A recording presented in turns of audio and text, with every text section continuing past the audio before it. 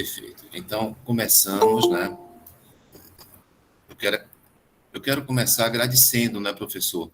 Agradecendo ao senhor, professor Diogo Leite de Campos, uma pessoa por quem eu tenho a mais autoestima, respeito intelectual, né?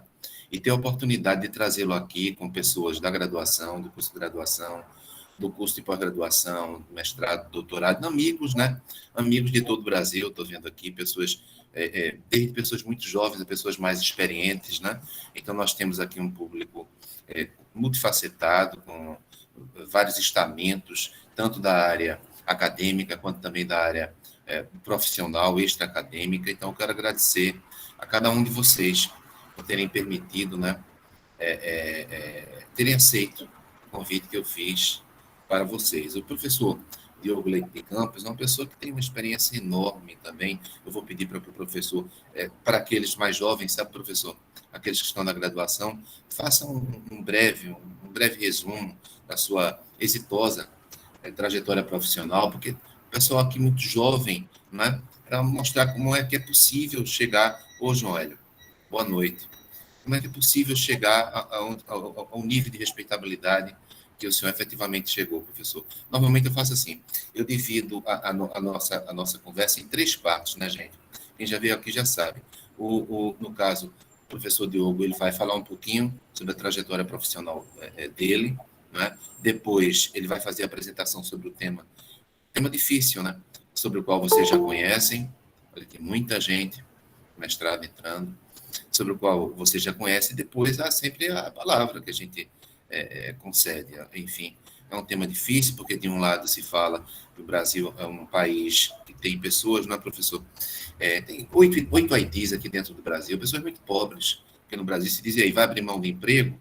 Por outro lado, aquela empresa que não cumpre com as suas obrigações tributárias, enfim, não apenas tributárias, comete os seus sócios crimes contra a fé pública, administração pública, crimes contra a ordem tributária, e aí, aqueles que não cometem, que fica uma concorrência desleal entre quem comete e quem não comete. Então, como é que fica isso? A questão do emprego, a questão da concorrência desleal. Eu realmente vejo esse tema como um tema difícil. Eu convidei o professor e, como sempre, ele, muito simpático, veio até nós. O professor, eu queria que... Primeiro, muito obrigado. Né? Muito obrigado. Obrigado, eu. Eu queria que fizesse uma brevíssima síntese dessa sua trajetória profissional de tanto sucesso, professor. Eu vou fazer isso com todo o gosto. No essencial, que é aqui em matéria fiscal e fiscal criminal, eu fui durante quase 50 anos professor de Direito Fiscal Tributário na Faculdade de Direito da Universidade de Coimbra, onde cheguei a professor catedrático e decano da faculdade. Decano da faculdade significa o professor mais antigo. Não é uma posição de autoridade, mas é uma posição de respeito, de consenso, de criar laços. Durante este período em que eu regi direito tributário, também regi outras cadeiras. Fui encarregado, em 1999, de presidir uma comissão que ia elaborar a Lei Geral Tributária Portuguesa, correspondente ao Código Tributário Nacional no Brasil, que eu conheço, é verdade. É verdade, exatamente, no qual me inspirei também, em parte, e que editei diversas edições com 2 ministros do Supremo Tribunal Administrativo Português e do Tribunal Constitucional, que foram e ainda são o livro de mesa de toda a gente que faz direito tributário neste país. Eu devo dizer que na primeira versão da Lei Geral Tributária, apresentada pela Comissão, nós não tínhamos lá infrações fiscais, não tínhamos lá crimes fiscais, não tínhamos lá contraordenações fiscais. Porque eu achava, é verdade, porque eu achava que não havia razão para criar um regime especial de infrações tributárias. O regime a aplicar-se teria de ser o regime normal. Quem cometesse um crime genérico, esse crime podia ser prosseguido pelo aspecto fiscal. Pronto. Mas depois, a pressão da administração fiscal foi muito forte, e começaram a criar contraordenações fiscais, ou seja, sanções administrativas e, ao mesmo tempo, crimes fiscais. Contra a minha opinião e contra a opinião da maioria dos juristas, mas temos de as aceitar e temos de as entender.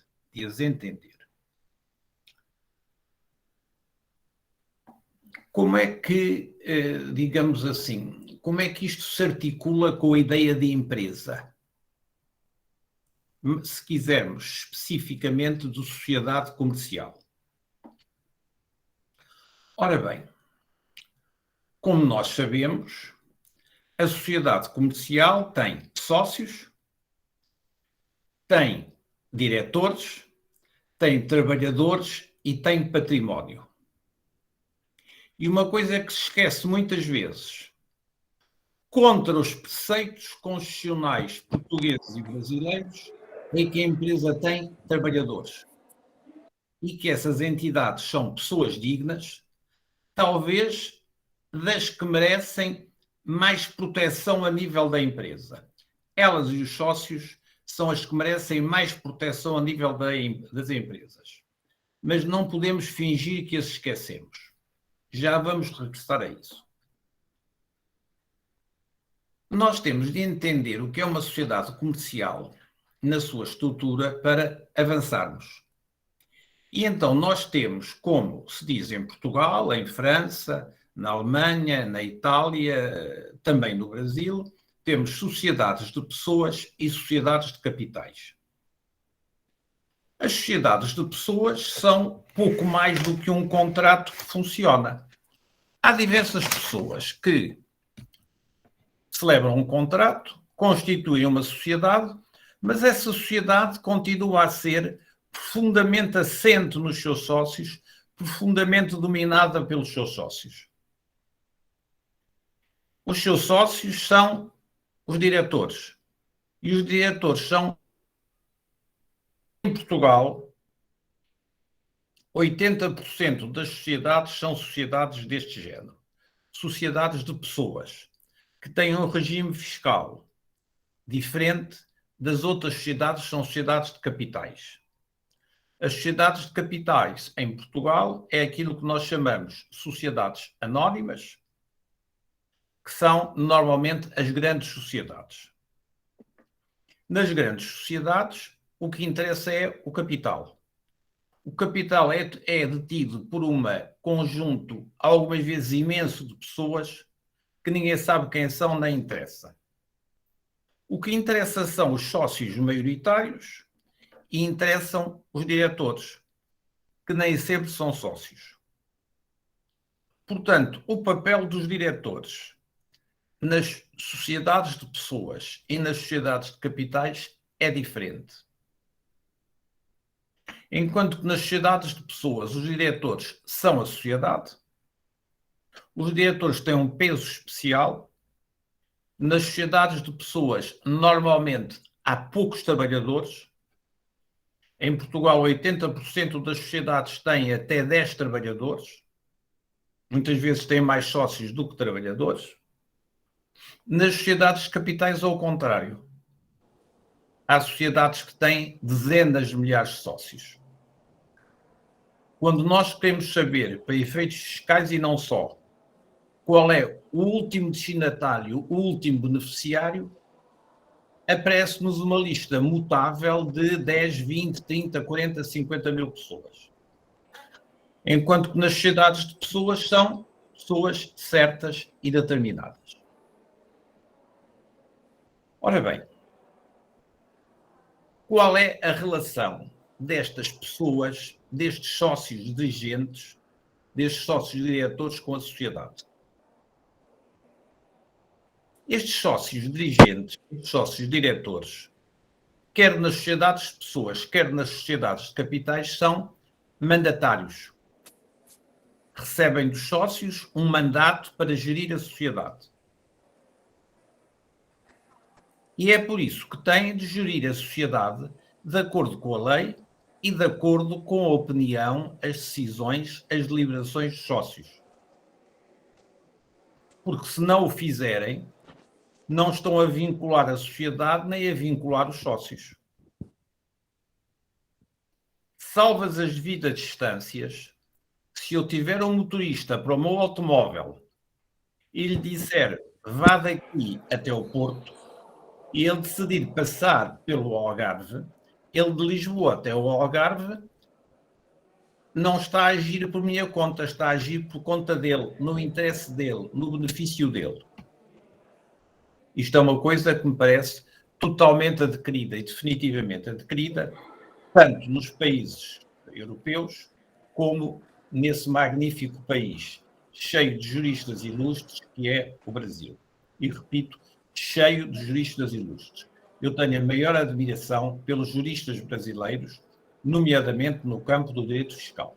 E aproveito a ocasião para saudar aqui a presença de dois ilustres amigos meus, o professor Manuel Rodrigues, do King's College, que já lhes falou diversas vezes, e a professora Ana Maria Chiariello, que é da Universidade de Roma e que espero que em breve possa conversar convosco sobre os assuntos que ela conhece e tão bem conhece. Tanto mais que eu lhe disse maravilhas sobre o Recife. E ele ainda não conheça pessoalmente o Recife, vai conhecê-lo à distância. E eu avisei-a que depois dela falar ao Recife, tem de ir falar no Recife. Tem de ir ao Recife. Pronto. Mas disto isto, voltando atrás. Quando alguém pratica um ato, quando um diretor pratica um ato em nome da sociedade, está a vincular a sociedade. Perante terceiros que acreditam que ele esteja a levar a cabo uma atividade em nome e por conta da sociedade. E se ele não está? Vamos aqui tratar da...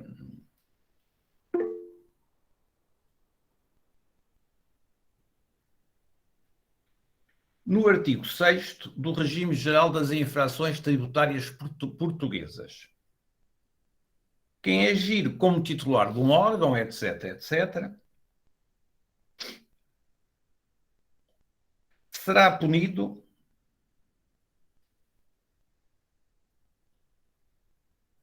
desde que o agente pratique o facto, será punido, e só ele, desde o momento em que o agente pratica o facto no seu próprio interesse e o representante atua no interesse do representado. Ou seja, para que uma pessoa externamente, atuando como representante da empresa e do seu órgão social, vincule a empresa, é preciso que tenha atuado no interesse da empresa. Se não atuou no interesse da empresa, ou atuou contra as indicações que tinha, então passa a ser ele o único responsável. Isto em Portugal tem sido extremamente frequente, nomeadamente no campo bancário, em que diretores de bancos têm praticado atos nos seus próprios interesses, no seu exclusivo interesse. Têm feito empréstimos bilionários no seu exclusivo interesse. E são eles os responsáveis, não é o banco, são eles os responsáveis. Embora, como atuaram em nome do banco, o banco seja responsável, mas depois podendo exercer o seu direito de regresso contra esse diretor. É bom termos esta distinção clara. Portanto, nós aqui estamos a nível da responsabilidade. A empresa só é responsável até ao fim, até se fazerem as contas todas, desde o momento em que a pessoa tenha atuado no exercício dos seus poderes e de acordo com as diretivas que tinha. Decisões da Assembleia Geral, decisões do Conselho de Administração, etc. Caso contrário, a empresa não é responsável, embora possa, de começo, parecer responsável perante o terceiro, na medida em que a pessoa agiu em nome e no interesse da empresa. Isto até agora estou-lhes a falar de teoria geral do direito das obrigações, mandante e mandatário. E a empresa, mas suponhamos que a pessoa atuou em nome e por conta da empresa, por conta no interesse da empresa, de acordo com os seus poderes ou de acordo com as instruções que tinha. Então, neste caso, a empresa é responsável. Ele é responsável. Ele é sempre responsável. Mas a empresa também é responsável. A empresa é responsável por uma contraordenação, ou seja, por uma sanção administrativa, e pode ser responsável por um crime fiscal se houver lugar a um crime fiscal. Por exemplo, falsificação da contabilidade, falsificação da declaração, ocultação de rendimentos, etc., a empresa é responsável criminalmente. Isto quer que sejam empresas de capital, sociedades de capital, quer sociedades de pessoas. Embora nas sociedades de pessoas haja mais proximamente esse intercâmbio entre a sociedade e as pessoas. Nas sociedades de capitais, as pessoas, os diretores, são mais afastados da sociedade. A sociedade é mais independente, é mais autónoma. Enquanto que, no fim de contas, numa sociedade de pessoas, a sociedade são as pessoas. A sociedade é responsável, em princípio, pelo que as pessoas fizeram, com todas as reservas que eu vos indiquei.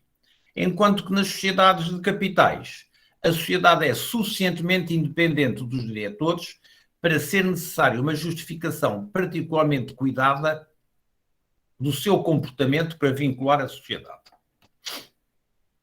A experiência cá em Portugal nem tem sido tanto no campo fiscal, tem sido sobretudo no campo bancário. Por aquilo que se chama cá em Portugal gestão danosa, não sei como é que se chama no Brasil, em que o indivíduo não está a gerir a sociedade, está a provocar danos à sociedade. Mas vamos supor que tanto o diretor sócio como a sociedade são responsáveis. O diretor sócio atuou em nome da sociedade e por conta da sociedade, ou seja, no interesse dela, de acordo com os seus poderes e as instruções que tinha. Neste caso, ele é responsável e é responsável a sociedade. Mas há aqui um ponto que cada vez nos preocupa mais em Portugal. Vamos lá ver o seguinte. Portugal não é um país de penas elevadas, nem de sanções elevadas. De modo nenhum. É dos países europeus que têm penas mais baixas e sanções mais baixas. Também em matéria de direito tributário. Porque nós entendemos que, não havendo pena de morte para as pessoas, também não pode haver pena de morte para as empresas. E como a empresa é mais compósita, mais rica, mais complexa do que o nome, é preciso ver os interesses que há lá dentro. Portanto, em princípio, as sanções não são elevadas, as sanções são medidas pelo prejuízo que o pagamento do imposto causou.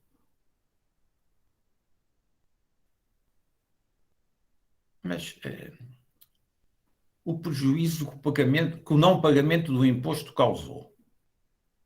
O montante. É um montante, não é o dano que causou ao Estado, é um montante.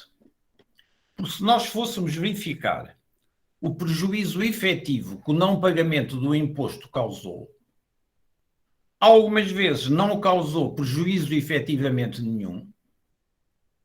Se o dinheiro ia ser utilizado nas despesas sumptuárias ou de luxo de um membro da administração, de um membro do governo ou nas suas loucuras e imaginações públicas.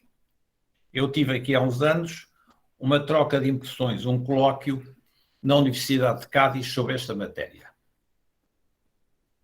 em que se dizia: eu estou a conversar convosco, não estou aqui a fazer uma construção, estou a conversar convosco, a dizer-vos o que vem no meu coração e aquilo que eu conheço. Em que lá um professor de Sevilha dizia que não pagar impostos é muito grave, tem de ser sancionado até ao fim, porque estão a pôr em causa interesses públicos fundamentais, como a defesa, a segurança pública, a saúde, a educação, etc. Eu disse, olha, quando alguém não me paga a mim uma conta, também está a pôr em causa o meu interesse da educação, da saúde, de comer, de ter uma casa, etc.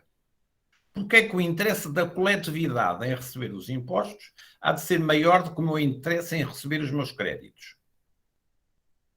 Quando nós, de há 1000 anos para cá, e insistentemente de há 100 anos para cá, vimos a dizer que a pessoa humana é digna, que essa dignidade fala corresponder à totalidade do universo e que qualquer pessoa é igual e tem o mesmo valor do que as outras todas juntas. E o que se paga ao Estado pode servir para despesas sumptuárias, corrupção e tudo isso. Devo dizer que o professor de Sevilha esteve de acordo. Portanto, foi por isso que na primeira versão da Lei Geral Tributária não saíram crimes fiscais nem contraordenações. Porque eu achei que as coisas deviam ser mais bem pensadas. Como também devo dizer, não saiu cláusula geral anti-abuso. Eu hoje já consegui construir, digamos assim, uma justificação racional e ética da cláusula geral anti-abuso, mas nessa altura entendi também, e o resto da comissão, que eram 18 pessoas, entendeu também, que não era a altura.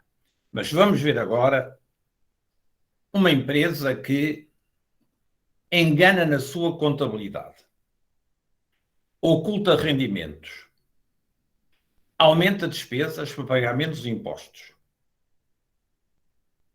E a administração fiscal descobre isso. Neste caso, a administração fiscal pode invocar uma contraordenação e pode invocar um crime fiscal. Um crime fiscal contra os diretores sócios ou só diretores, um crime fiscal contra a sociedade que beneficiou disso. Vai ser o fim da sociedade ou dos diretores? Não vai. Porque as penas, devo dizê-las em abono da verdade, não são penas gigantescas. Eu vou-lhes dar uma ideia.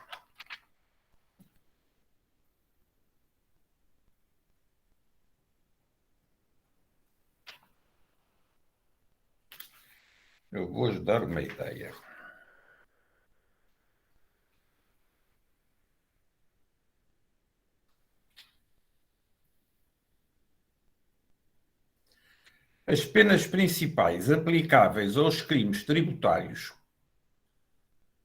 cometidos por pessoas singulares são a prisão até 8 anos ou a multa de 10 a 600 dias. 8 anos é um horror. Quando um homicídio por negligência tem a pena máxima de 6 anos. Mas devo dizer, é bom da verdade, que os nossos tribunais não têm de modo nenhum o hábito de aplicar a pena máxima. A pena para os crimes tributários anda até, normalmente, 4, 5 anos. O que eu acho um exagero, mas pronto, não são 8 anos. E quanto à empresa,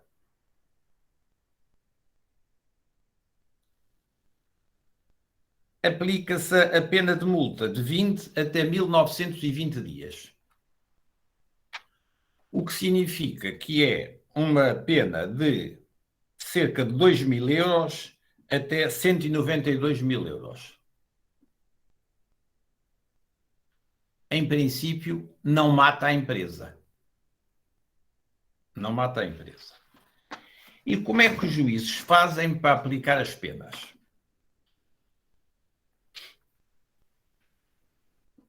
Fazem da seguinte maneira. Verificam se efetivamente o crime foi em benefício da empresa ou foi apesar da empresa. Há sócios, diretores, que fazem branqueamento de capitais, que fazem evasão para paraísos fiscais, etc., no interesse deles. Neste caso, a empresa não tem nada que pagar. Porque mesmo que eles tenham constituído uma offshore a quem atribuíram ficticiamente 5% do capital social para exportarem para lá dividendos não tributados. Isto foi no interesse deles. A empresa não tem nada a ver com isso. Quem tem a ver são eles. Se eles depois reintroduziram os dinheiros a título de branqueamento de capitais, isto é um benefício deles. Pelo contrário, a empresa foi prejudicada.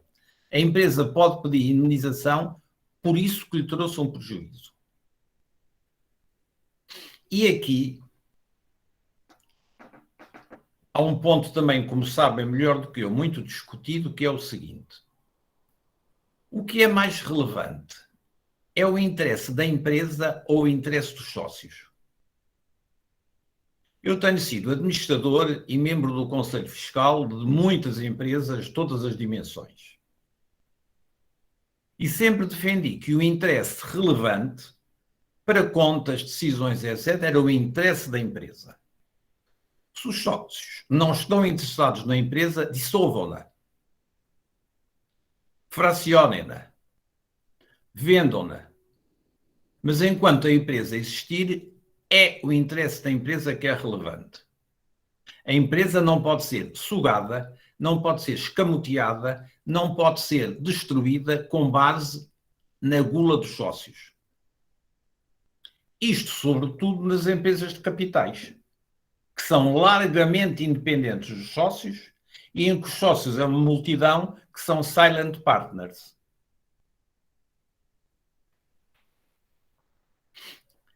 E aqui há outro ponto para o que eu chamo a vossa atenção. E aqui vou fazer um intervalozinho pelo seguinte. Eu aqui há tempos orientei a tese de doutoramento de um senhor ilustríssimo, desembargador no Tribunal do Rio Grande do Sul. Foi a tese que teve até hoje nota mais elevada nas universidades portuguesas. E ele começa logo o seu livro a dizer que, a citar uns autores brasileiros, que dizem, o direito hoje pensa-se, o direito hoje estuda-se, o direito hoje aplica-se com complexidade. No direito hoje levam-se em conta os valores e os interesses. Portanto, quando nós vamos tomar uma decisão jurídica, sobretudo quando vamos aplicar uma pena, quando vamos tomar uma decisão, nós temos de pensar cuidadosamente aquilo sob todos os pontos de vista. Como os nossos juízes tendem a fazer, como os nossos juízes e os juízes brasileiros. Eu tenho assistido a ministros do Superior Tribunal de Justiça que tentam aplicar a lei, mas dizem a lei não pode ter querido isto. A lei está a ser mal interpretada. A lei foi mal escrita. Porque nós sabemos que o fim é obter justiça e o meio de obter justiça é levar em conta a dignidade da pessoa. Mas vamos supor que os juízes eram severos para com as empresas. Eles, ao ser severos para com as empresas, não estavam a ser severos só para os sócios, só para os acionistas. Estavam a ser severos, antes de mais, para quem? Para os trabalhadores. Os trabalhadores não são unidades insensíveis e automáticas de produção. Os trabalhadores são pessoas dignas, que empenharam a sua vida na empresa. Está-se constantemente, em Portugal, no Brasil e nos outros países, a pedir aos trabalhadores para vestirem a camisola da empresa, para porem a t-shirt da empresa, para assumir os interesses da empresa. E depois, de repente, deixam de ter interesse e desaparecem. O juiz não estava a ser só severo para com a empresa e os trabalhadores. O juiz estava a ser severo para os fornecedores, que possivelmente não iam ser pagos. Estava a ser severo para com o público em geral e para com as outras empresas que sofriam com o desaparecimento ou a agressão a uma empresa. hoje nós temos de estar... Hoje o mundo é complexo.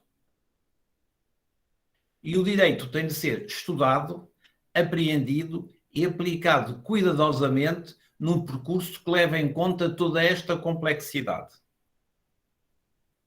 O artigo 1º da Constituição Portuguesa diz que o Estado assenta na dignidade da pessoa. Onde é que estão as pessoas dignas na empresa? São os sócios. Também são os diretores, mas são os sócios. São os trabalhadores, são os fornecedores, são os credores, são os devedores. É a própria bolsa de mercadorias com as pessoas que lá investem.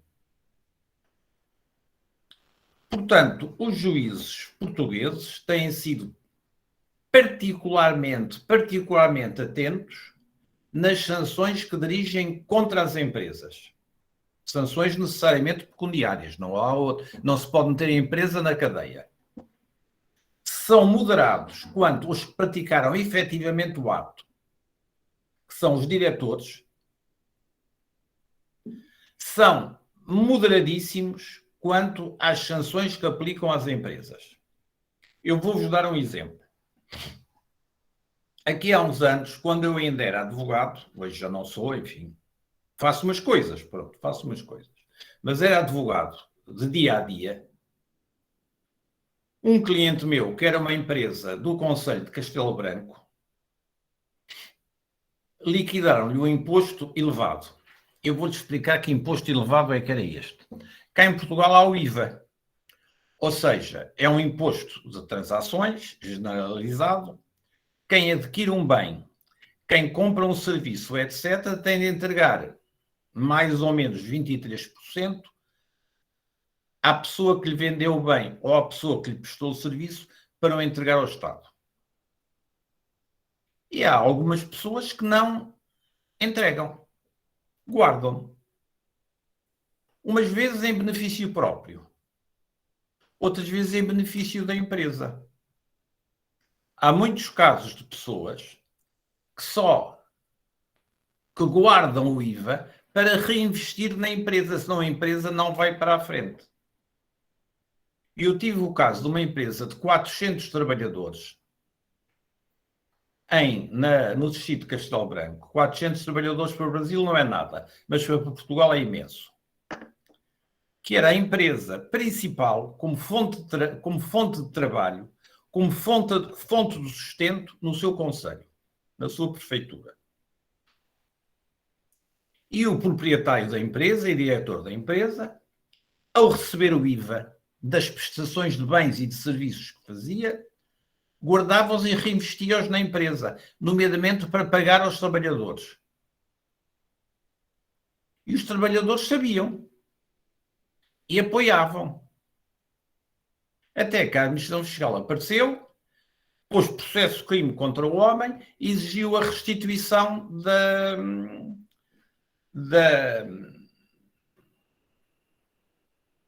do IVA que não tinha sido pago.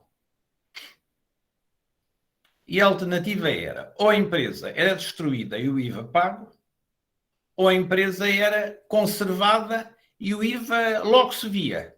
Um ano havia-se de descobrir. Adivinhem por pressão política que orientação é que se seguiu.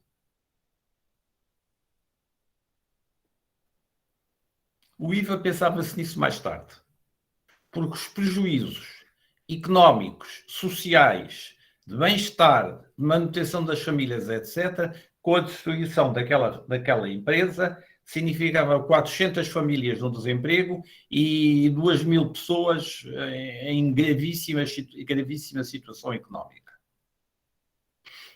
Portanto, eu quero deixar claro que o que não entregou o IVA apanhou 2 anos de cadeia, suponhamos. 2 anos de cadeia em Portugal significa que esteve 8 meses preso, porque ao fim de certo tempo vem-se embora. Ao fim de 1/3 da pena já podem começar a vir-se embora. E com certeza deve ter sido considerado herói lá pela prefeitura. E a empresa lá se foi mantendo. Pronto. E agora suponhamos que uma empresa e um diretor ou só a empresa é condenada por um crime fiscal. Mas, a seguir, há um programa do Estado no sentido de recuperar, financiar, etc., empresas daquele estilo. Se a empresa foi condenada por um crime fiscal e pagou, então a empresa é financiada, apoiada, etc., como se nada fosse, porque já tinha cumprido a sua obrigação e tinha pago a sua sanção. Os únicos que não são financiados ou apoiados são aqueles que estão em dívida ao fisco. Quiseram, pronto, quiseram. Já não estou a falar daqueles que estão em dívida ao fisco porque foram para a falência, entraram em dificuldades. Isto não é crime. Não pagar o imposto porque não se tem dinheiro não é crime. O que é crime é não pagar o imposto porque se fez uma construção abusiva. Ocultaram-se factos. Enganou-se a contabilidade. Viciou-se a informática. Agora, durante este período da pandemia, houve um fortíssimo apoio aos trabalhadores e às empresas. As empresas que tinham de ter os trabalhadores sem produzir foram financiadas, em parte, uma parte muito significativa, para se pagarem a todos os trabalhadores. E depois, à medida que iam voltando ao funcionamento, tinham apoios muito significativos.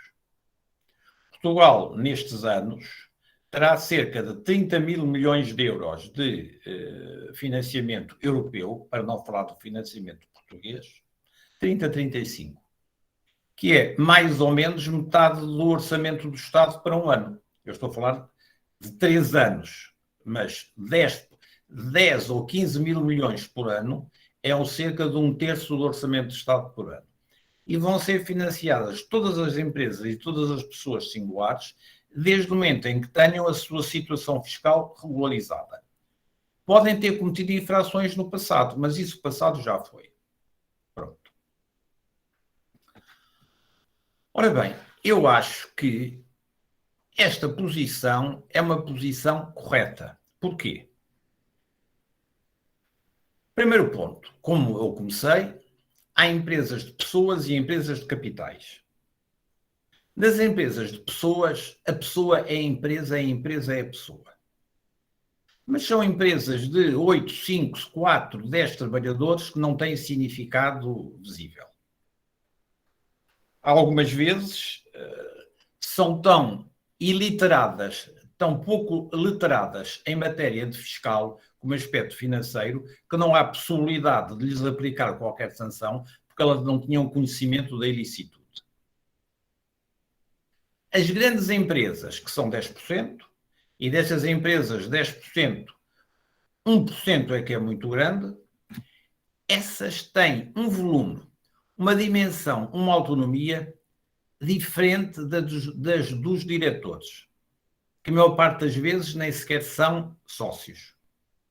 Portanto, os tribunais têm vindo a distinguir cuidadosamente o que se deve fazer quanto ao diretor e o que se deve fazer quanto à empresa.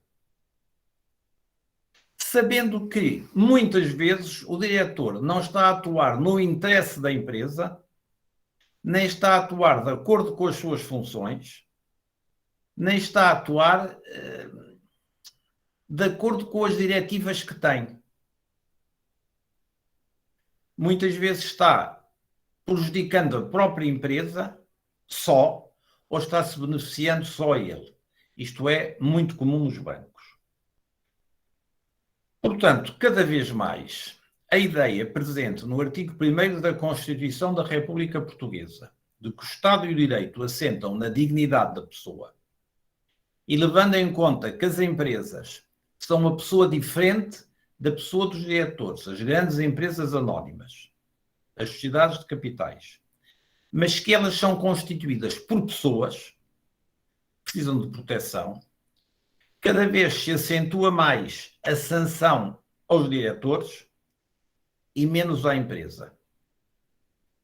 e que a empresa, no caso, ter cometido ou ter sido incriminada por qualquer razão, ou ter sofrido uma contraordenação, e depois haja um plano de recuperação, um plano de apoio, etc., a empresa tem naturalmente e totalmente todo o direito a esse apoio.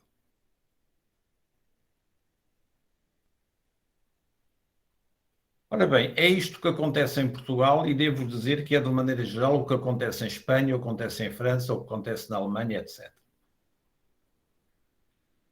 Eu agora, como o tema me foi posto pelo professor Hélio em termos gerais, eu agora gostava de conversar um pouco convosco, estou-lhes a dar a minha experiência, não só de autor de muitas normas da legislação portuguesa em matéria tributária. Aliás, a nova Lei Geral Tributária de Angola é muito próxima, muito próxima, muito próxima da Lei Geral Tributária que nós fizemos em 2001. E, ao mesmo tempo, tem havido uma evolução em diversos sentidos. Em diversos sentidos.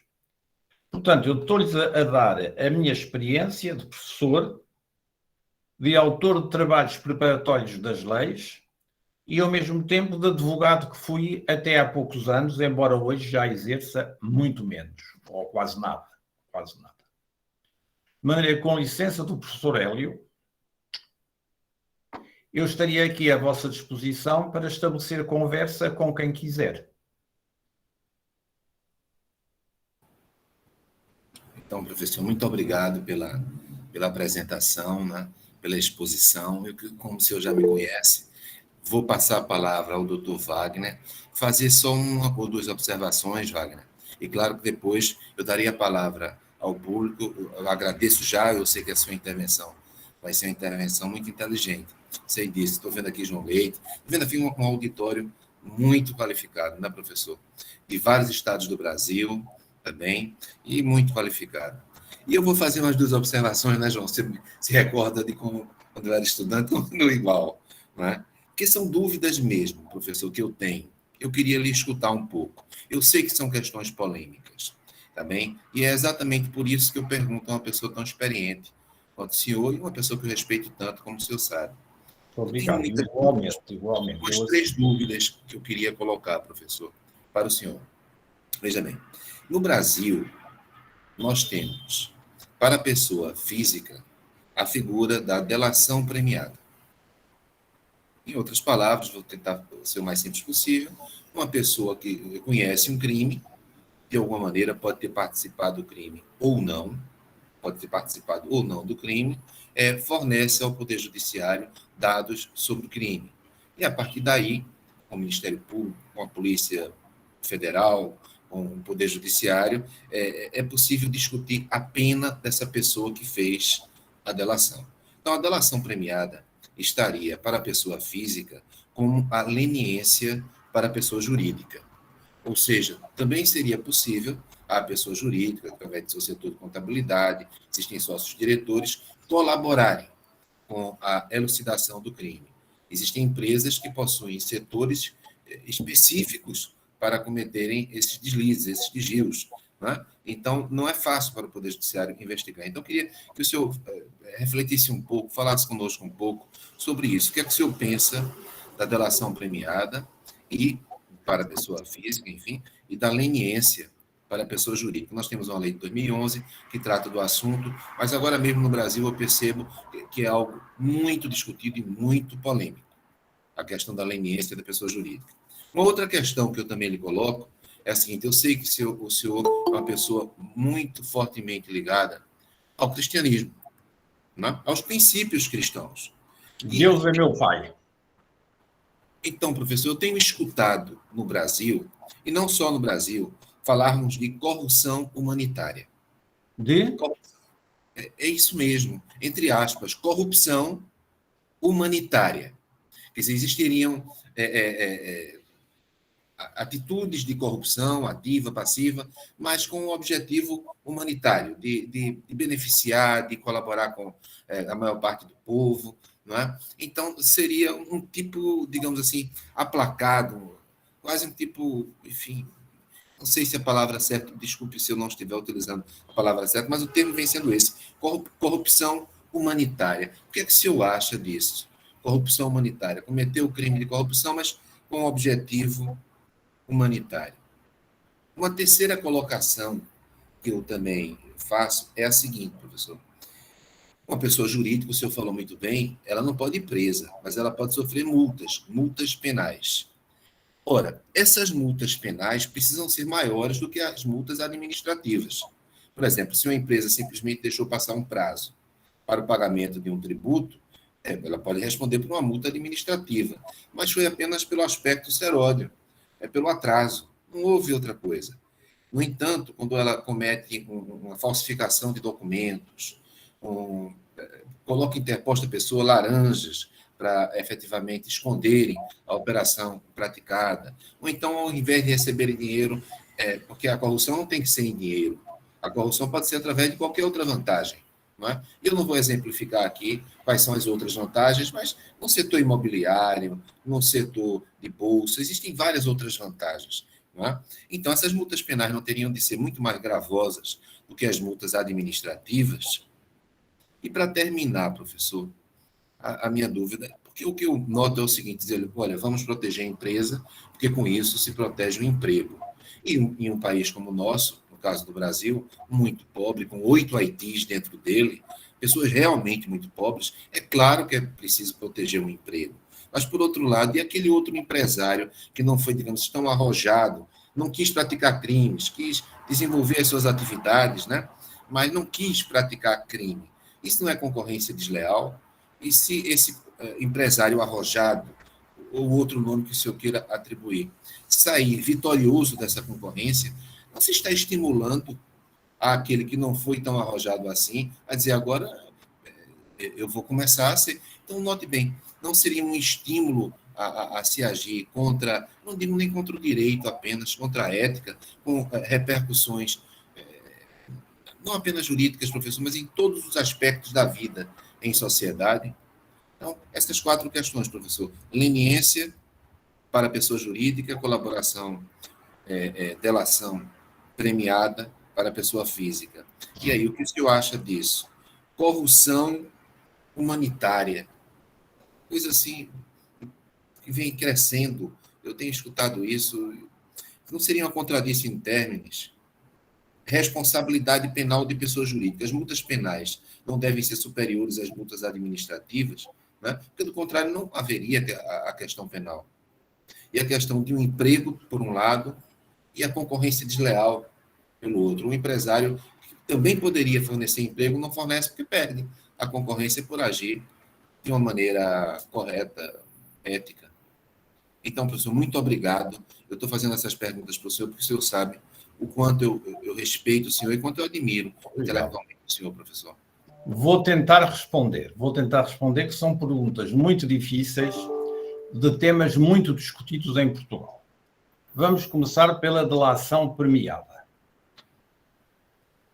Ora bem, sabem, possivelmente muito melhor do que eu, que é muito difícil, nomeadamente no campo político, provar a corrupção. Uma pessoa recebe no Uruguai, ou no Paraguai, ou na Tailândia, ou seja, como for, uma certa quantia e é dificílimo descobri-la. Eu fui diretor do Banco Central Português, conheço essas dificuldades todas. Pronto.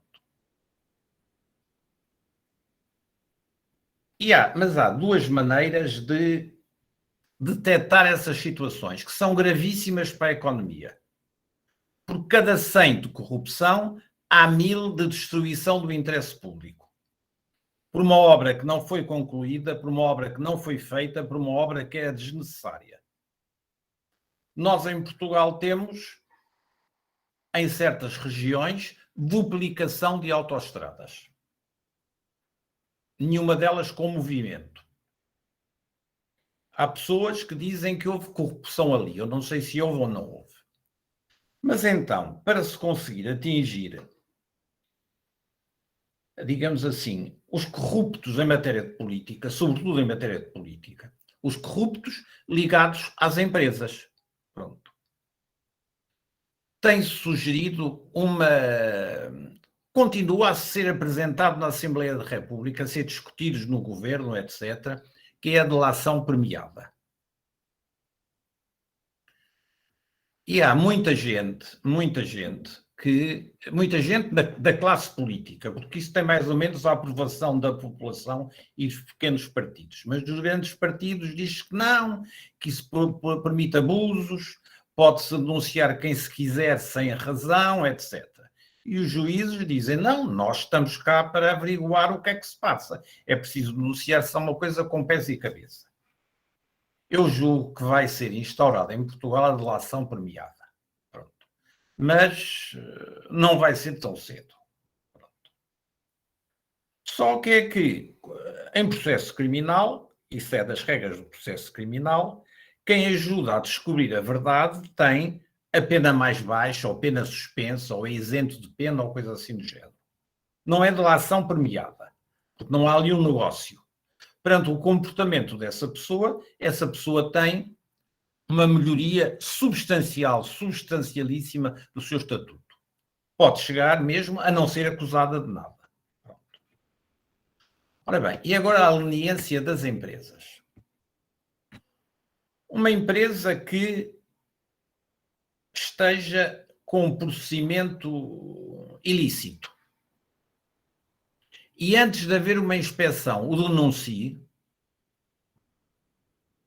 em princípio não tem pena ou tem a pena mais baixa que seja estabelecida, que esteja prevista na lei. Portanto, isto já é uma espécie, se eu bem entendi o professor Hélio Campos, é uma espécie de leniência. Mas isto está previsto na lei há muito tempo, sempre foi assim. Se eu, sendo advogado, estiver a fugir aos impostos, mas a essa altura me arrepender e vier denunciar toda a minha tramóia, desculpem a expressão, nesse sentido, ou eu não tenho pena, ou se tiver pena, é a pena mais pequena que há. Isso é prática comum, não há dificuldade. Isso acontece mais vezes do que pode parecer. Mais vezes do que pode parecer. Algumas vezes há pessoas na empresa que estão a fazer esquemas ilícitos e há alguém, um sócio importante, um sócio maioritário, um diretor mais preparado, etc., que proíbe e denuncia o fisco. Pronto. Neste caso, não é a empresa que é sancionada, não é a pessoa que denunciou que é sancionada, são as pessoas que praticaram o ato e que não o denunciaram. Agora, se denunciaram o ato que estavam a praticar, como digo, em princípio não tem pena. Em princípio. Depende das circunstâncias, do montante, do tempo em que estavam, etc., mas em princípio não tem pena. Isso é uma coisa perfeitamente aceite, parece-me que é natural e tudo isso. Agora, corrupção humanitária, eu nunca tinha ouvido falar, sinceramente. Acho, com todo o respeito por opinião contrária, um absurdo. Chocante. Como é que uma pessoa pode praticar um crime com fins humanitários? É o Robin Hood que roubava aos ricos para dar aos pobres? É o assaltante que vende cocaína e depois dá o produto aos necessitados do bairro? Bem, essa... É preciso muito descaramento, repito, muito descaramento, para alguém dizer que se corrompeu com fins humanitários. É preciso muito descaramento.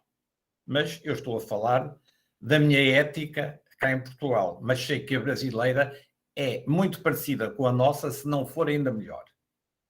Isso é inadmissível. Inadmissível. Inadmissível. Há situações. Vamos supor uma situação. Sabe-se que em grandes compras de material há países onde são oferecidos aos governantes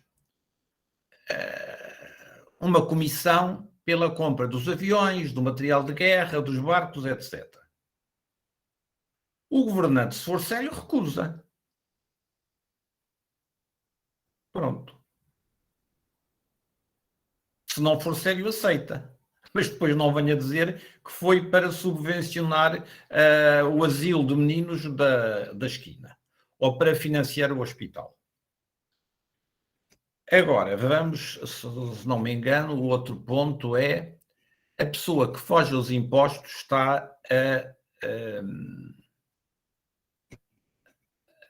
Verdade, professor, eu estou vendo a que tem prejudicar a concorrência, o tecido social, o tecido questão do económico. emprego versus concorrência desleal, mas lembrando que eu vou passar a palavra a todos vocês, né? Vou seguir a ordem aqui, tá bom, Ana? Eu queria lhe escutar, com certeza, não é, professor?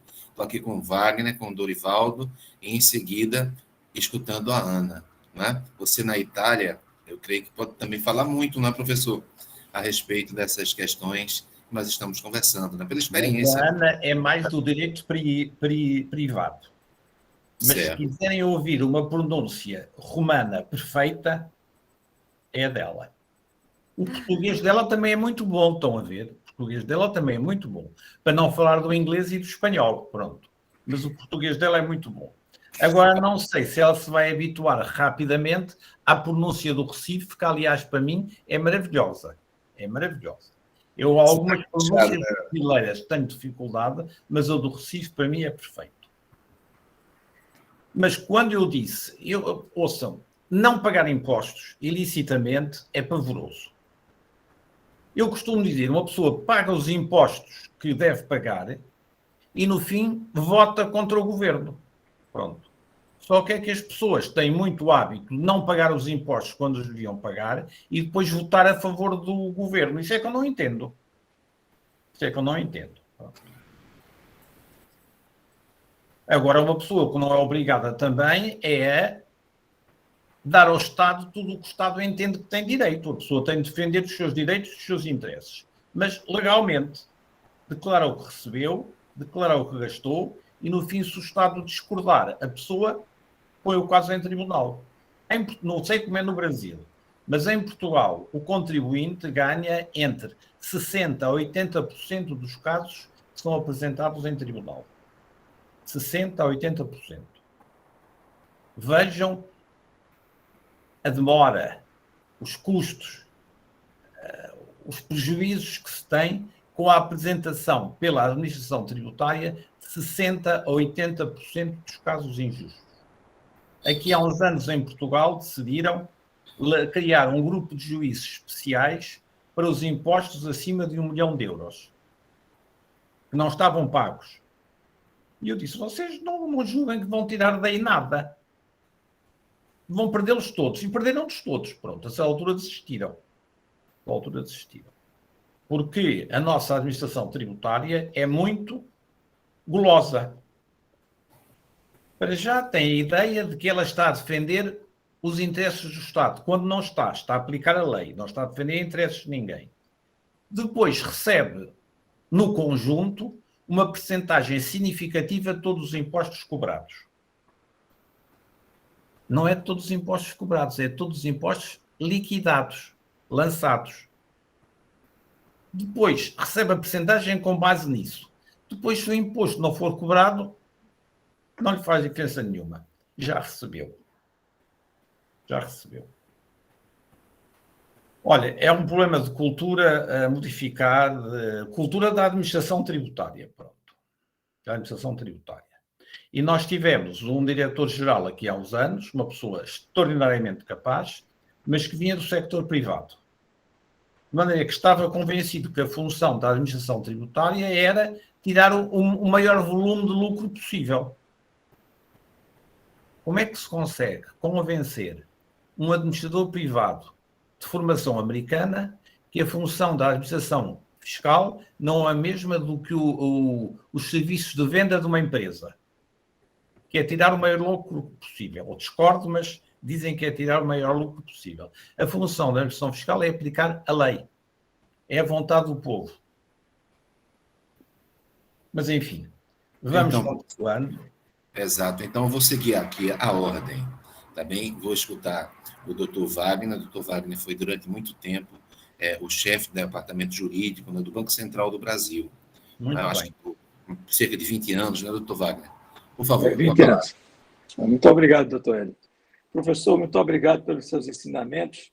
Obrigado. Eu tenho uma pergunta Quando eu ouvi o senhor falar em alguns exemplos, me pareceu que a aplicação da teoria do consequencialismo e da análise econômica do direito. Eu estou correto, eu entendi errado? O que é que o senhor me diz? Ora bem, isso é muito interessante, é muito interessante, é muito interessante. Ora bem, eu estou a escrever um livrinho, tenho mania de escrever livrinhos de vez em quando, já escrevi diversas coisas aqui com o professor Hélio, etc. Eu gosto muito de escrever, para partilhar os conhecimentos. Pronto.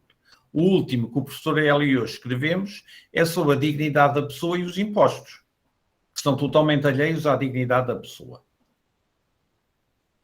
Há uma teoria que diz o seguinte, que as normas só são direito porque são aplicáveis pela força, são coativas. E são aplicadas tanto melhor quanto o obedecer-lhes é mais vantajoso do que desobedecer-lhes. Teoria económica do direito neste caso.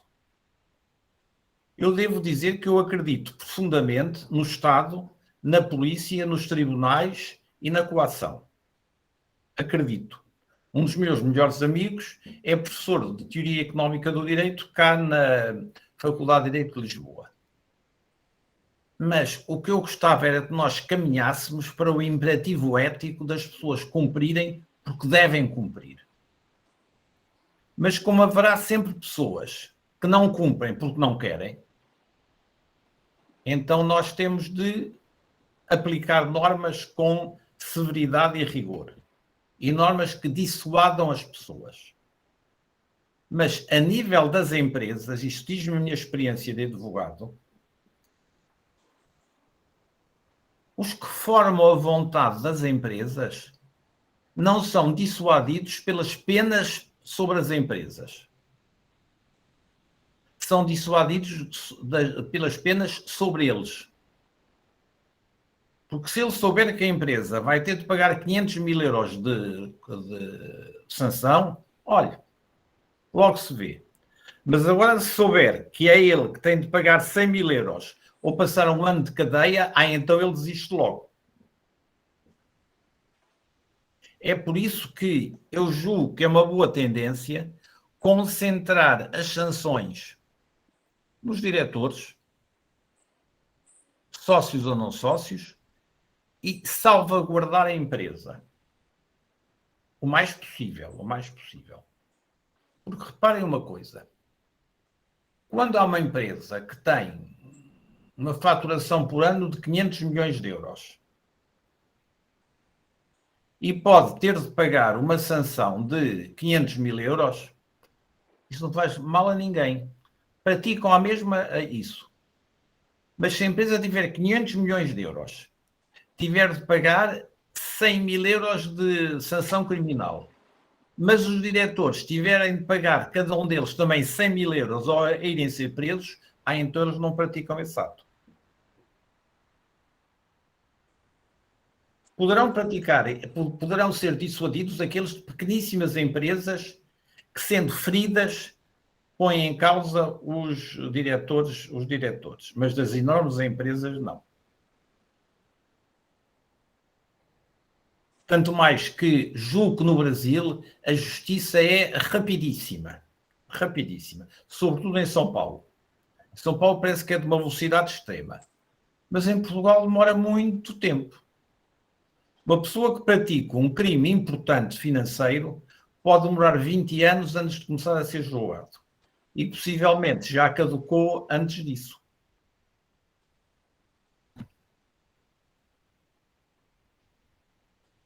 Mas, ouça, o Soutor indicou mais uma vez que o direito tem de ser pensado, tem de ser até ao fundo. Não é pegar na lei e aplicá-la, mas dizer o que é que esta lei quer dizer? Qual é a função dela? Qual é a justificação ética dela? Quais são os efeitos que vão produzir? Eu não sou neoconstitucionalista nem neocivilista, note-se. E conheço bem isso no Brasil e tenho lido muitas obras sobre essa matéria. Mas o que sou é pela justiça e pela dignidade da pessoa. E quando estão presentes necessidades de justiça e da dignidade da pessoa, viramos o direito todo ao contrário. Aliás, fico muito satisfeito por o Sr. já ter sido diretor do Zona Jurídica, porque eu, entre 1990 e qualquer coisa e 2000, tive contactos próximos com o governador dessa altura e o diretor do Departamento Jurídico do Banco Central. Era o doutor Francisco Siqueira? O governador... Eu ando péssimo em nomes. O governador tinha um nome de santo, se eu não me engano. Santo? Sim. Eu também não me lembro jamais. Pois, entre 95 e 2001. Estive muitas vezes em Brasília 95. A conversar com eles. Langoni? Não. Não. Bem, não interessa. Quer dizer, e fiquei com muito apreço pelo Banco Central do Brasil. Foi considerado, mais uma vez, o melhor do mundo. Se pusermos o de Portugal em segundo lugar, com certeza estamos bem. Agora, o que lhe posso dizer é que o inglês não é o melhor do mundo. O americano não é o melhor do mundo. O russo não é o melhor do mundo, etc. E fui advogado de muitos bancos brasileiros, aqui há uns anos, muitos bancos brasileiros, em choque com o Banco Central, e o Banco Central portou-se sempre maravilhosamente. Maravilhosamente. Obrigado. Obrigado, professor. É do coração e dos meus conhecimentos. Obrigado. E obrigado pela resposta esclarecedora. E pela Muito sua disponibilidade. Aí já é madrugada, praticamente, né? Aqui são 11h10 da noite, 11h11 da noite. 11h11. Mas convosco estou pronto a ir até às 6 da manhã. Muito obrigado pela gentileza. Muito obrigado.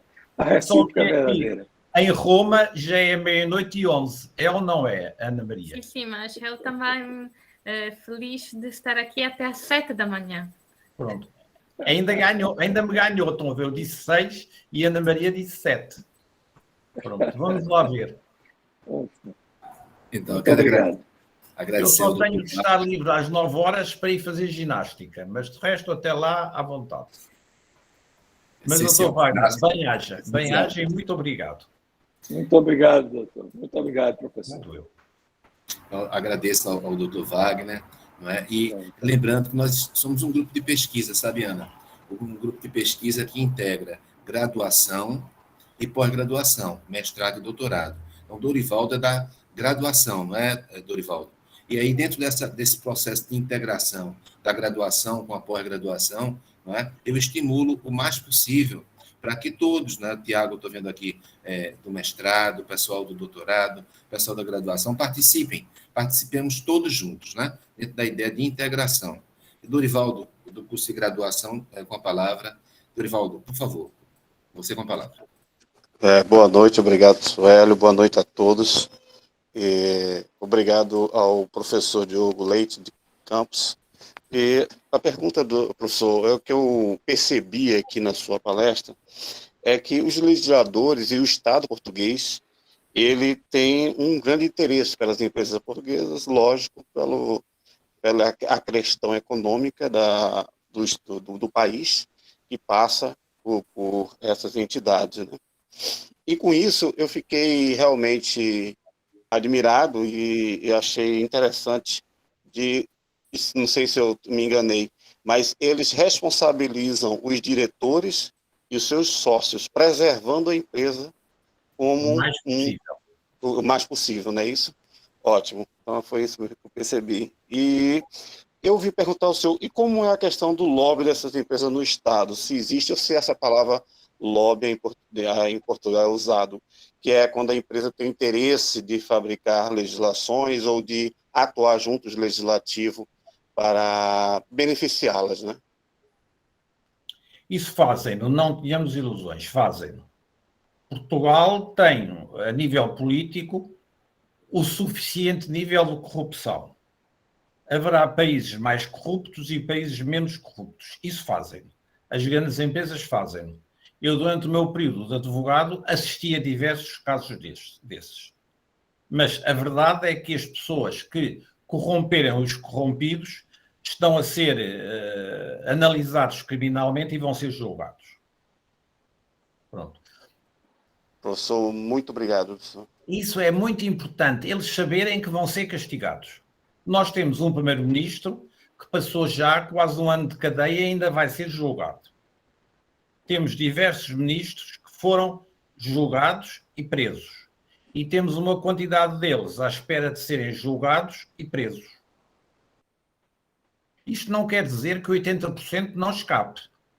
Escapa, 80% escapa, mas se 20% forem apanhados, já ajuda muito.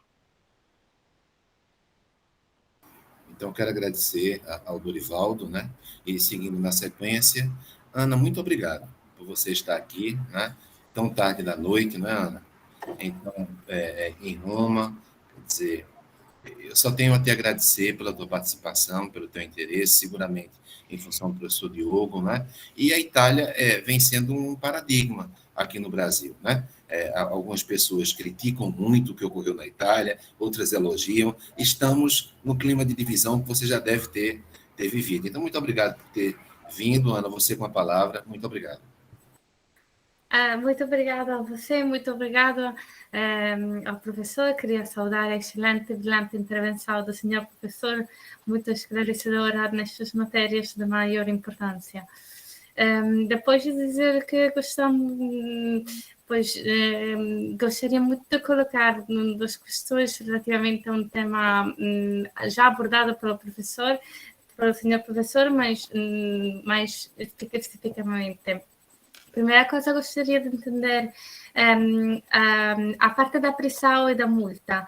O diretor ou a sociedade que cometeu o crime tem também que devolver quanto subtraído do fisco. E pois, vou já à segunda pergunta, que você diz que as sanções no Portugal são baixas e, sobretudo, que os juízes aplicam sanções ainda mais baixas. Mas isto não é contra a exigência do efeito de dissuasão e, afinal, não é contra também os trabalhadores e a sua dignidade? Muito, muito, muito, muito interessante, muito interessante. As empresas terem sanções mais baixas que os diretores não tem grande importância, porque o que interessa são as sanções aos diretores. São estas que evitam que eles cometam os crimes. Agora, temos aí empresas que são sancionadas com 1 milhão de euros, 500 mil euros, etc. Que diferença é que isso faz aos diretores? Nenhuma. Pronto. Agora, se eles são sancionados com isso, eles sofrem muito. Então, não querem sequer imaginar que possam ir parar à cadeia.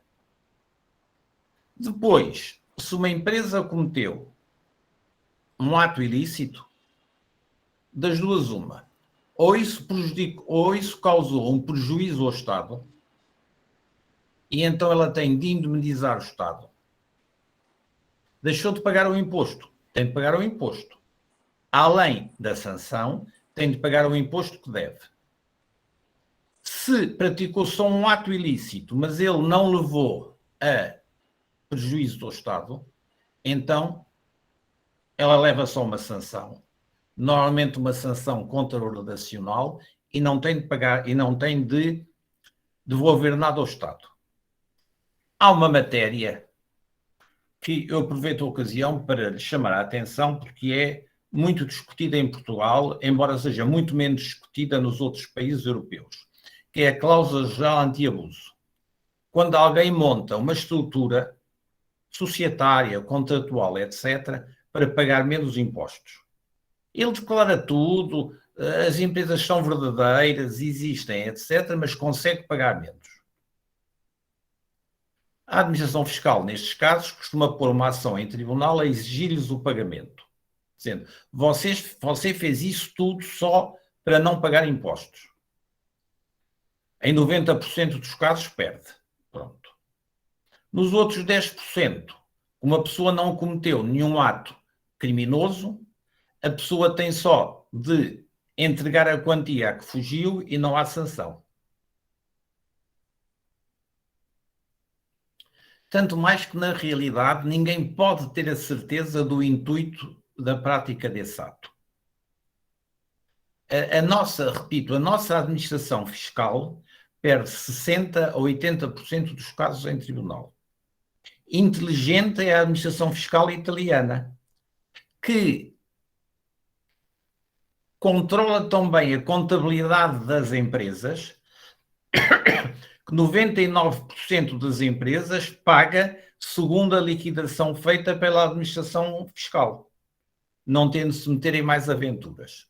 Eu há 30 anos que defendo que em Portugal devíamos acabar com as declarações assentes na contabilidade e devíamos ir para as declarações assentes em indícios, em índices, em critérios fixos.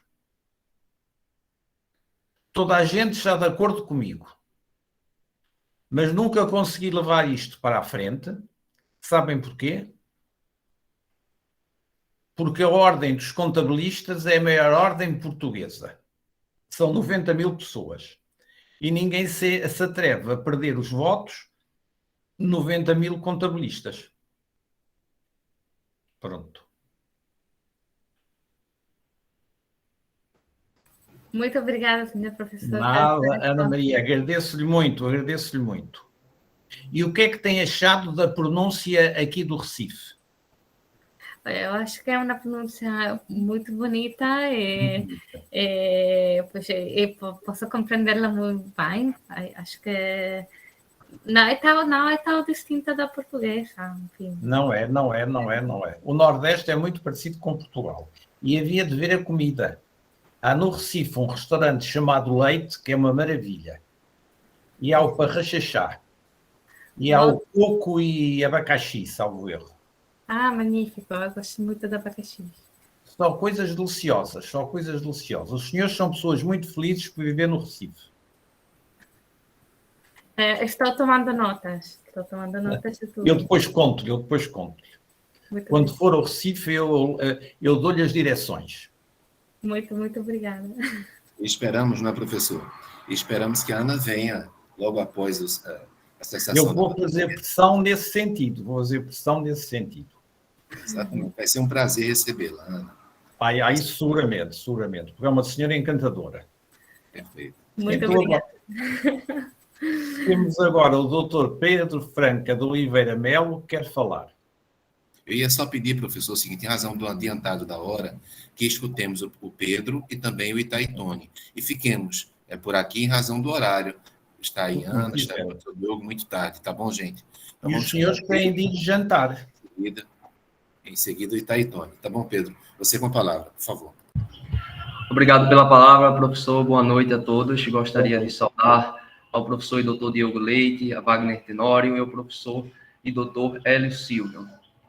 Professor, voltando um pouquinho para o nosso tema, a questão dos crimes cometidos pelos sócios, eu gostaria de saber como é que ocorre a responsabilização de empresas que funcionam por contrato em cota de participação, onde existe aquele sócio ostensivo, que é ele que responde pela empresa, e existe o sócio participador, aquele que administra, né, por trás, já que aquele contrato só existe dentro da empresa, funcionando praticamente como se fosse um laranja.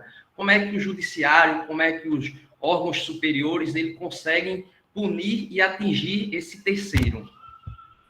Isso é uma questão de prova. Em Portugal, o diretor de facto é tão responsável como se fosse de direito.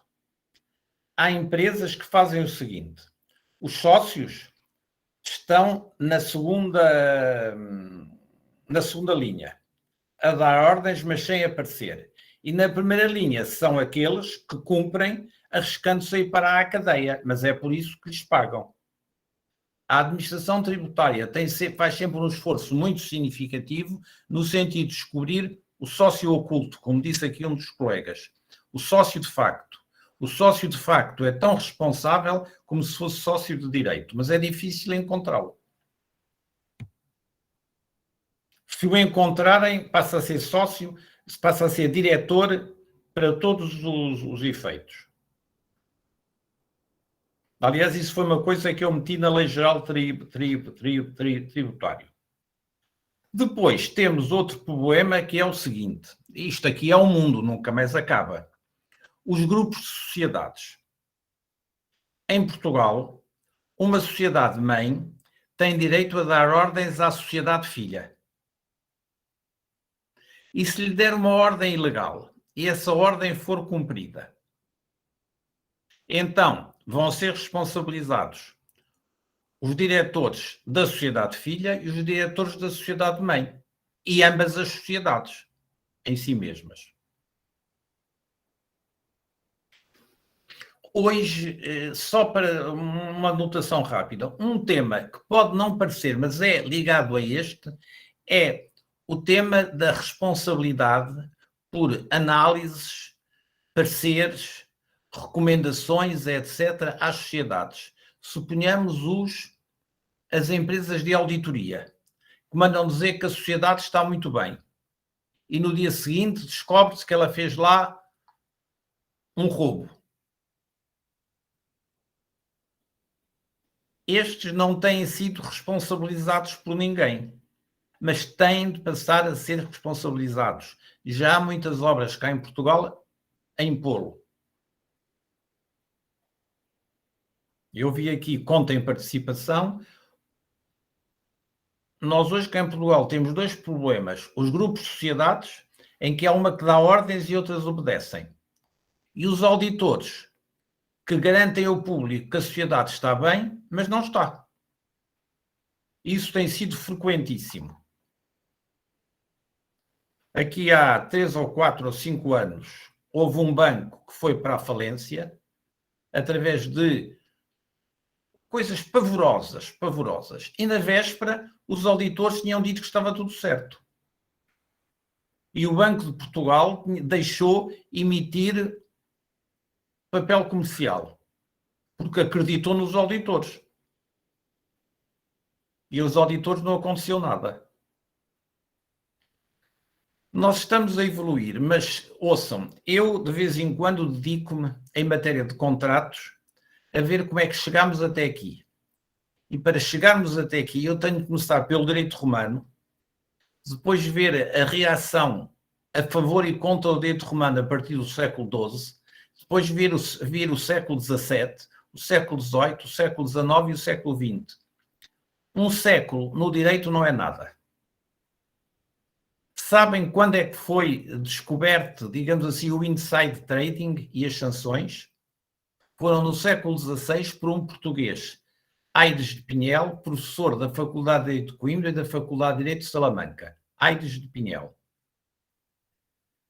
E esteve guardado na gaveta até ao século XX. Só no século XX é que foi tirado cá para fora. O trabalho de um jurista é um trabalho muito importante, mas muito lento. Se nós julgamos que vamos conseguir obter resultados na nossa vida, estamos enganados. Eu consegui 2 ou 3 resultados na Lei Geral Tributária, porque estava a fazer de legislador. E depois anotei e comentei-a com 2 colegas, ministros do Supremo, e passámos a gerir esses assuntos. Mas depois o legislador veio dar um jeito aqui, um jeito ali, um jeito acolá e pronto. E tem vindo a estragar. Sigilo bancário. Em 1990, o sigilo bancário era sacrossanto, fosse perante quem fosse. Nem sequer um banco podia vender uma carteira de clientes aos clientes de uma agência, porque isso significava que esses clientes passavam a ter o seu nome publicitado junto do comprador. Pois o sigilo bancário realmente não existe. Todos podem ir ver as contas do banco, discuti-las, etc. Mas nós temos de ir combatendo a favor dos bons princípios. E os bons princípios hoje são dignidade da pessoa. Não são direitos da personalidade, que são muito importantes, mas os direitos da personalidade são gerados pela dignidade da pessoa. Portanto, vamos à fonte, vamos à raiz, vamos à dignidade da pessoa. A pessoa é razão, a pessoa é amor, a pessoa é liberdade, a pessoa é consciência de si própria, a pessoa é autopreservação, isto é a dignidade. E o direito tem de refletir isto. Meus amigos e professor Hélio, o senhor é que manda. Eu, como última pergunta na noite de hoje, agradecendo a todos vocês, né? Estou vendo aqui o professor Manuel Rodrigues, Ana, Wagner, enfim, a todos vocês. Professor Diogo, claro, Núbia, não é? Então, se eu não falei o nome, não fico com raiva, gente, pelo amor de Deus, eu não vi. Aí, a última pergunta, conforme nós já havíamos ajustado, em razão do horário, está com Itaitone, enfatizando isso, que é um grupo de pesquisa, né? Um grupo de pesquisa que procura integrar o pessoal da graduação com o pessoal da pós-graduação, do LLM, das especializações, do mestrado e do doutorado. Itaitone é da graduação, não é, Itaitone? Você com a palavra, por favor. Sim, professor. Boa noite a todos. Eu agradeço pela palestra do professor Diogo. Mas, assim, se eu posso passar minha palavra para algum professor aí que possa fazer uma pergunta que eu venha aprender mais. Então, o senhor pode dar oportunidade aí para algum professor. Eu me abstenho da minha palavra. Um homem inteligente, estão a ver. Inteligente e humilde, é disto que eu gosto. Se o senhor vier algum dia cá para Portugal, vem trabalhar comigo. Olha aí, Itaitone, que oportunidade. Que bom, professor. Então, gente, eu quero agradecer, na verdade, agradecer a todos vocês por estarmos aqui já há 1h30, né, conversando com o professor Diogo Leite de Campos, com participações assim, extremamente significativas. Como vocês sabem, o grupo de pesquisa tem um canal no YouTube, portanto, estamos gravando tudo isso. Vamos colocar no canal do YouTube, não é, professor Diogo? E o professor Diogo, nosso mentor, professor Manuel, professora Ana, enfim, tenho a agradecer. Quanto mais nós estivermos próximos, conseguirmos realizar projetos comuns, isso, acredito, fará muito bem, né? Muito bem mesmo, né, Itaitone? Para nós todos, né? Para nós todos, esses projetos integrados do grupo de pesquisa política e tributação, aspectos materiais e processuais. Eu falei já com o Manuel, falei com o professor Diogo, já falei com vocês. Esse grupo de pesquisa, Ana, você que está em Roma, ele surgiu registrado no CNPq, na CAPES, em 2004. Então, eu acredito que seja um dos mais antigos, se não mais antigo, na área tributária e financeira, aqui de Pernambuco, do estado de Pernambuco, entre os grupos de pesquisa nesta área. Então, será um prazer, né, professor, recebermos todos os convidados, professor Diogo, você, Ana, professor Manuel, que eu tenho tem permitido que eu tenha entrado em contato com ele. E é isso, fica o meu boa noite a todos vocês, meu agradecimento a todos vocês, e com a esperança de que novos eventos como este, novas publicações possam ocorrer. Tá bom, gente? Obrigada, professor. Obrigado, professor Diogo. Foi um prazer tê-lo aqui conosco. Todo meu. Adoro sempre estar convosco. Logo, a primeira viagem que eu fizer ao Brasil, depois de passar estes inconvenientes todos, vai ser ao Recife. Muito bem. Estaremos de braços abertos. Gosto do Recife. Gosto do Recife desde o século XVI, porque um dos meus antepassados no século XVI foi donatário de Pernambuco. E outro foi cofundador do Rio de Janeiro. Pronto, de maneira que eu sou brasileiro de coração, para além de ser casado com uma brasileira. Mas isso é o mais importante. Muito bem.